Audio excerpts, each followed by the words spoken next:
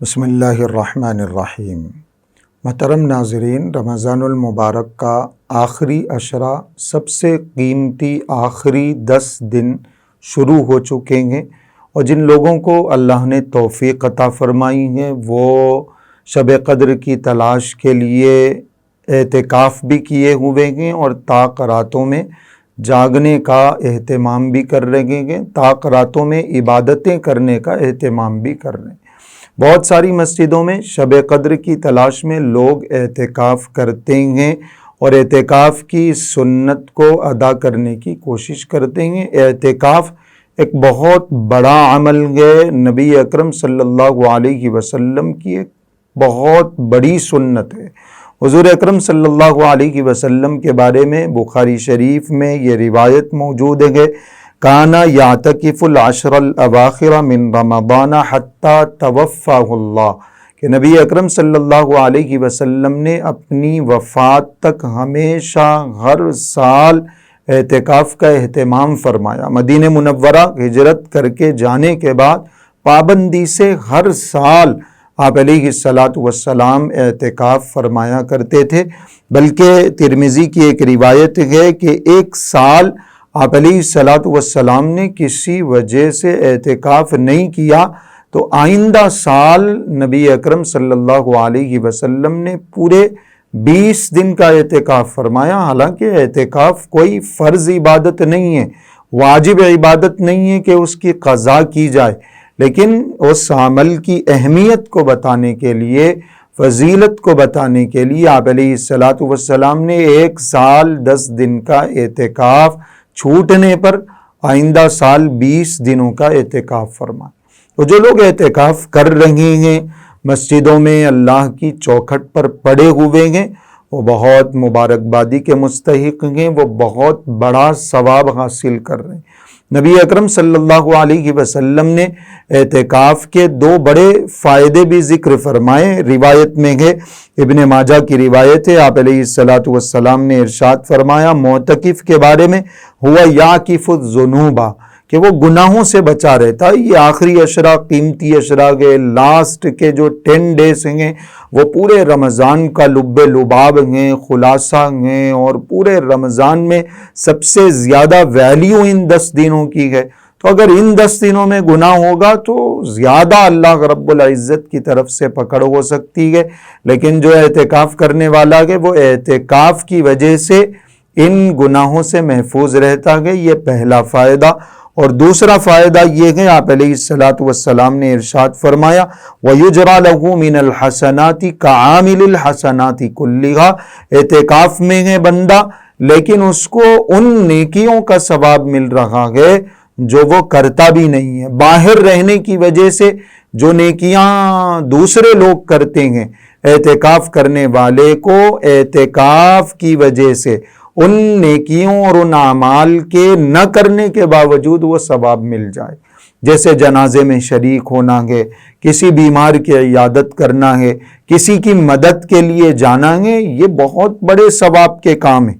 لیکن اعتکاف کی وجہ سے وہ معتکف ان کاموں کو، ان نیکیوں کو انجام نہیں دے سکتا۔ نیت ہے اس کی، جذبہ ہے، تو اللہ رب العزت ان اعمال کو، ان نیکیوں کو نہ کرنے کے باوجود معتکف کو اس کا ثواب عطا فرماتے ہیں۔ یہ اتنا بڑا فائدہ ہے جس کو حاصل کرنے کی ہمیں کوشش کرنی چاہیے۔ اور ایک روایت میں آپ علیہ الصلاۃ والسلام نے اس کا بہت بڑا شاندار فائدہ ذکر فرمایا۔ طبرانی کی روایت ہے، آپ علیہ الصلاۃ والسلام نے ارشاد فرمایا کہ جو شخص ایک دن کا اعتکاف کرتا ہے، من اعتکف یوما ابتغاء وجہ اللہ، صرف ایک دن کا، فرمایا اللہ رب العزت اس کے اور دوزخ کے درمیان 3 بڑی بڑی خندقوں کا فاصلہ فرما دیتے ہیں۔ 3 بڑی بڑی خندقیں اس کے اور دوزخ کے درمیان حائل فرما دیتے ہیں، 3 بڑی خندقیں بنا دیتے ہیں۔ اور آگے آپ علیہ الصلاۃ والسلام نے ارشاد فرمایا وہ خندقیں بھی اتنی بڑی ہیں کہ ایک خندق کا جو آپس کا گیپ ہے، جو ڈسٹینس ہے، وہ مشرق اور مغرب کے درمیان کا فاصلہ ہے۔ جتنا فاصلہ مشرق اور مغرب کے درمیان ہے، جتنا ڈسٹینس ہے، اتنا ایک خندق کے دو کناروں کے درمیان۔ ایسی 3 بڑی بڑی خندقیں اللہ رب العزت ایک دن کے اعتکاف کرنے والے کے اور دوزخ کے درمیان فرما دے۔ ایک دن کے اعتکاف کا اتنا ثواب ہے تو 3 دن کا کتنا ہوگا، 5 دن کا کتنا ہوگا، 10 دن اعتکاف کرنے کی وجہ سے آدمی دوزخ سے کتنی دور چلا جائے گا، یہ ہم اندازہ بھی نہیں کر سکتے۔ تو یہ بہت بڑا ثواب، بہت بڑی عبادت۔ جنہوں نے 10 دن کا اعتکاف کر لیا، گئے مسجدوں میں بیٹھے ہوئے ہیں، وہ مبارکبادی کے مستحق ہیں۔ اگر آپ نے نہیں کیا گئے تو آپ اب بھی ہمت کریے، 5 دن کا کریے، 3 دن کا اعتکاف کریے، 1 دن کا اعتکاف کریے۔ بلکہ نفل اعتکاف کے لیے کسی وقت کی ٹائم کی لمٹ نہیں ہے۔ آپ 1 گھنٹے کا بھی مسجد میں جا کے اعتکاف کر سکتے ہیں۔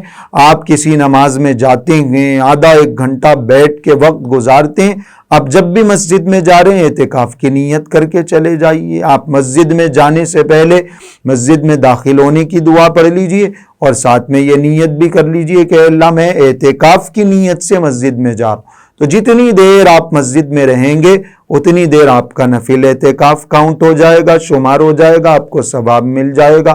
طاق راتوں میں آپ اکثر رات کا آدھا حصہ اور پوری رات مسجد میں گزار لیتے ہیں، تھوڑا سا اہتمام کر لیجئے، مغرب سے پہلے چلے جائیے، فجر تک مسجد میں گزاریے، جیسے بھی ممکن ہو۔ نفل اعتکاف کے لیے کوئی شرائط نہیں ہے، کوئی کنڈیشنز نہیں ہے۔ جو سنت اعتکاف ہے 10 دن کا، ساری کنڈیشنز، ساری شرطیں، سارے رولز ان کے لیے۔ نفل کے لیے کوئی رول نہیں، کوئی شرط نہیں ہے۔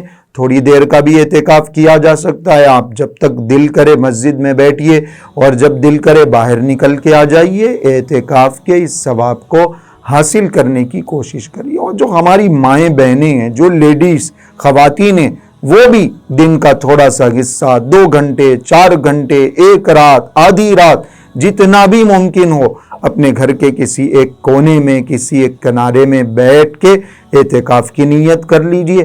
آپ قرآن پڑھ رہی ہیں، قرآن کی تلاوت آپ کر رہی ہیں، جتنی دیر تلاوت کا وقت لگے گا آپ اعتکاف کی نیت کر کے کسی کنارے میں بیٹھ جائیے۔ آپ تراویح پڑھ رہے ہیں، آپ رات میں تہجد پڑھ رہے ہیں، 1 گھنٹے کی نیت کر کے بیٹھ جائیے۔ دین بہت آسان ہے، اعمال بہت آسان، اللہ کو منانا بہت آسان ہے۔ ان نیکیوں کے ذریعے سے رمضان کی رحمتوں کو اپنے دامن میں ہم سمو سکتے ہیں، سمیٹ سکتے ہیں۔ تو اعتکاف کے سلسلے میں خاص طور پر اہتمام کرنے کی ضرورت ہے۔ جتنا وقت بھی آپ سے ہو سکتا ہے، جتنا آپ ٹائم دے سکتے ہیں، اتنے ٹائم کا آپ ضرور اعتکاف کریے۔ پوری امت کو اور خاص طور سے فلسطین کے مسلمانوں کو اپنی دعاؤں میں ضرور یاد رکھیں۔